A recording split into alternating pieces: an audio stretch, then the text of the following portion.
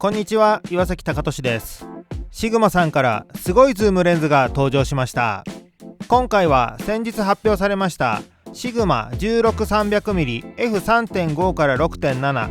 DCOS コンテンポラリーをご紹介したいと思います。 35mm 換算 24mm から 450mm までとものすごく広い焦点距離を使えるズームレンズです。実はこんなレンズを使いたいなと思うシチュエーションが最近ありました。そんな話を交えながら私が使ってみた感想をお話ししたいと思います。それでは行ってみましょ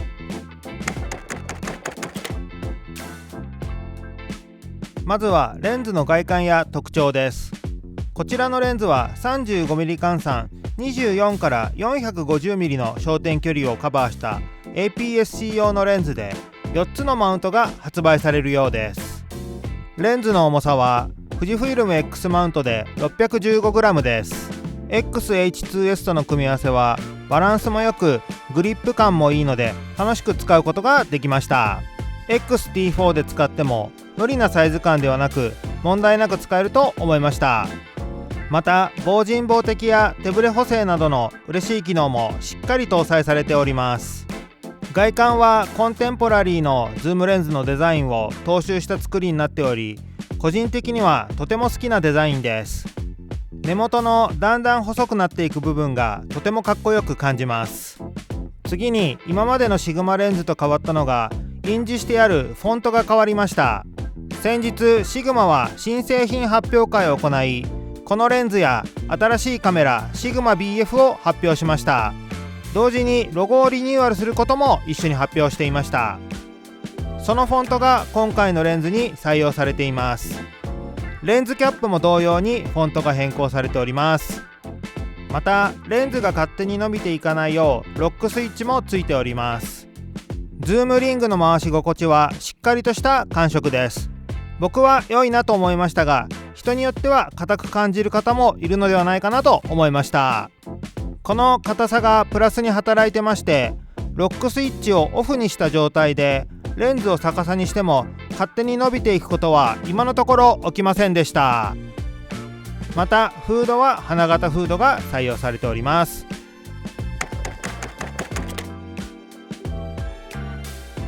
レンズを使ってみて私が感じたことは、まずこの広い焦点距離を一気に使えるのは本当に面白いなと思いました。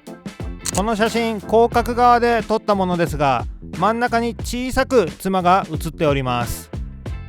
一番望遠側にするとここまで大きく妻を撮ることができます。私は高倍率ズームの経験が少なかったので、ズームリングを回すたびにまだズームできるの？まだズームできるの？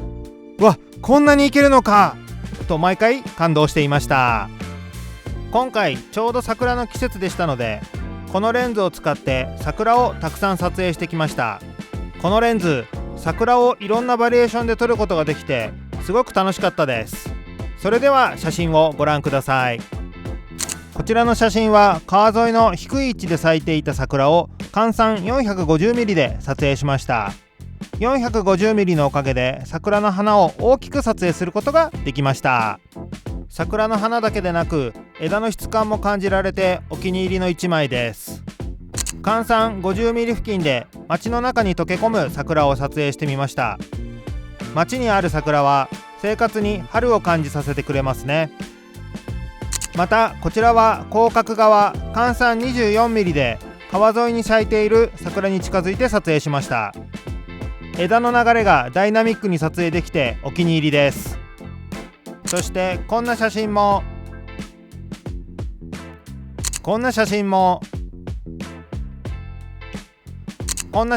撮影することができました。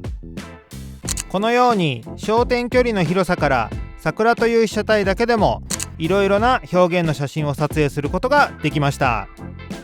この焦点距離の広さがあるからこそできる表現力の高さもこのレンズの強みだなと感じました。またこちらのレンズ 70mm、35mm 換算にすると 105mm の最大撮影倍率が1対2となっており、ハーフマクロの撮影も楽しめます。他の焦点距離でもかなり寄れる印象で、スナップや旅行などいろいろなシチュエーションで使いやすいんじゃないかなと感じました。寄れるレンズは個人的にすごく好きで、撮影中に寄れる寄れないなどを考えることが減るので嬉しいです。あとは F 値が 3.5 から 6.7 と人によっては気になる方もいると思います。日中の明るい時間帯ならこの F 値でもあまり気にならずに使えるなと思いました。暗くなると高感度撮影になってしまうと思いますが、今は編集ソフトのノイズ除去も優秀になってきていますので、ノイズが気になる方はソフトと併用しながら使うのもありかと思いました。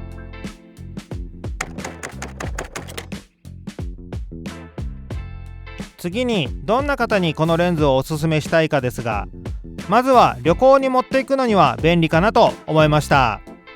例えば飛行機の窓から見える景色を撮影するシーンなどはぴったりですね。座席からは移動できないですが、このレンズならいろんな焦点距離で風景を撮影できるのでバリエーションが取りやすいかと思います。移動中の家族やお友達を広角で撮影できますし、広い風景を撮影する時も全体を撮るのか切り取るのか選択肢が増えます。またこちらのレンズ寄りやすいレンズですので、旅先の食事などテーブルフォトを撮影するのにも向いているかなと思いました。F 値が低い明るい単焦点レンズと組み合わせたら暗いシーンも撮影できるので、2本のレンズを持っていったらかなり幅が広がると思います。あとは先ほども少し触れましたが、移動できないけどいろいろな画角で撮影したいシチュエーションではこのレンズはすごく使いやすいなと思いました。以前私は大相撲を見に行ったのですが、見に行った記念に広角気味で観戦を楽しんだ記録も撮影したいし、望遠で力士の方も撮影してみたいし、使うレンズをどうしようかなと悩んだことがありました。結局その時はカメラとコンデジと2台持っていき対処したのですが、当時は 16-300mm のようなレンズがあったらいいのになぁと思っていました。椅子席から移動して撮影することもできませんし、まさに今回のレンズはぴったりだなと思いました。使っていて好みが分かれそうだなと思うポイントもありました。それはズームリングのトルク感がかなり重めなことです。私は安心感があって好きなのですが、人によっては好みが分かれるところだなと感じました。購入を検討されている方で触れる機会がある方はぜひ体験してみてください。はい、いかがでしたでしょうか。 16-300mm の広い焦点距離、手ブレ補正、防塵防滴と魅力満載のレンズがシグマさんから発表されましたね。使える場所もすごく多い楽しいレンズだなと感じました。気になった方はぜひ触ってみてください。はい、ではこの動画が良かったらグッドボタン、チャンネル登録もお願いします。それではまた次の動画でご視聴ありがとうございました。